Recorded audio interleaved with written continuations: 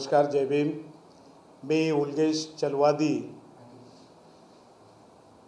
Bahujan Samaj party Maharashtra राज्याचा महासचिव व पश्चिम महाराष्ट्राचा प्रभारी आज मुंबई या ठिकाणी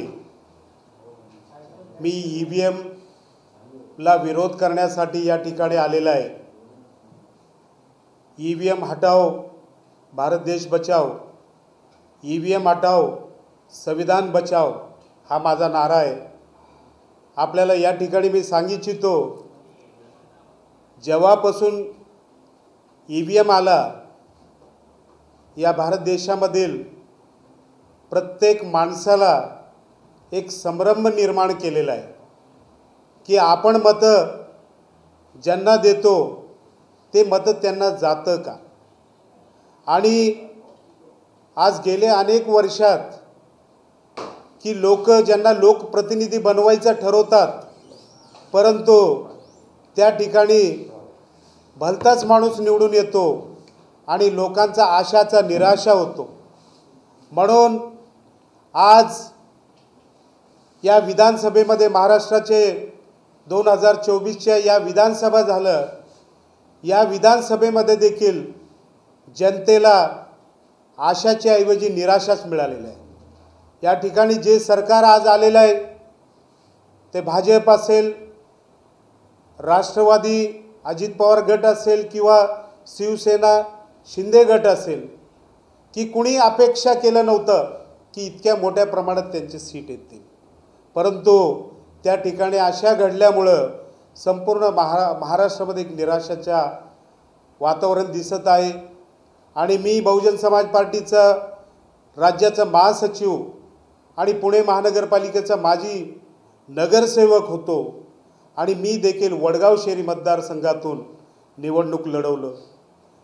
ज्या वडगाव शहरीमध्ये की चर्चाच नव्हे, प्रत्येकाला अपेक्षा होतं की मी निवडून येईल तिथं, कारण माझ्या समोर जे 2 उमेदवार होते त्या उमेदवारामध्ये पक्षामध्ये पण वाद होता आणि त्या दोघांच्यामध्येही वाद होता की एका उमेदवार कल्याणी नगरच्या एका प्रकरणामध्ये, जे पोर्शे कार प्रकरण माहिती असेल त्याच्यामधले होते, आणि दुसरेही घरगुती वादातले उमेदवार होते। म्हणून सुशिक्षित उमेदवार असे आणि अनुभवी व्यक्तिमत्व जे राजकीय, शैक्षणिक, सामाजिक प्रत्येक क्षेत्रात काम करतो, म्हणून लोकांनी माझी निवड त्या ठिकाणी ठरवली होती।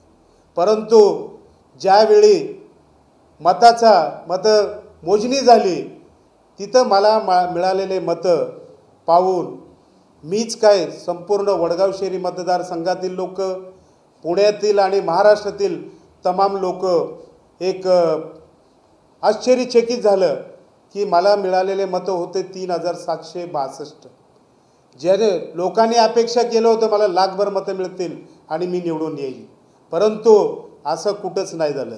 ठीक आहे, माझं झालं म्हणून मी इतर पश्चिम महाराष्ट्रात जेवढे उमेदवार मी उभं केलं होतं, काही ठिकाणी 500, काही ठिकाणी 700, 1000, 1200, मी सांगतो ना, बारामतीमध्ये देखील आमचे उमेदवार असताना त्याला फक्त 12 मतं मिळाले, 1212 मतं मिळाले।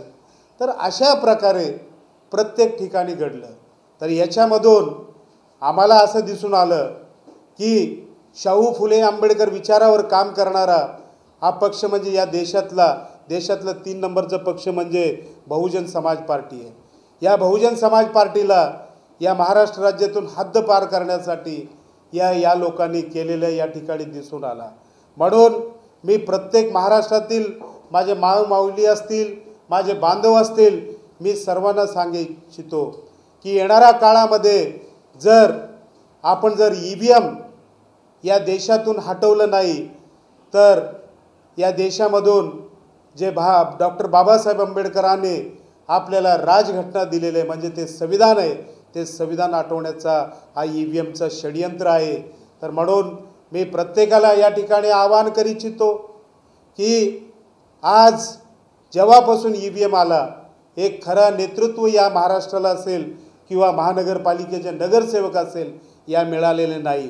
म्हणून आपल्या सर्वांना मी सांगू इच्छितो, आज आपण पाहिलं सर्व पक्ष EVM बद्दल आवाज उचलत असताना परभणी या ठिकाणी बाबासाहेब आंबेडकरांच्या संविधानाबरोबर छेडछाड झाली आणि या छेडछाडमध्ये जे व्यक्तीचा कुठल्याही प्रकारचा दोष नसताना ज्या व्यक्ती या लढ्याला लढा देत होता ते सोमनाथ सूर्यवंशीजी यांचा पोलीस स्टेशनमध्ये मर्डर करण्यात आलं।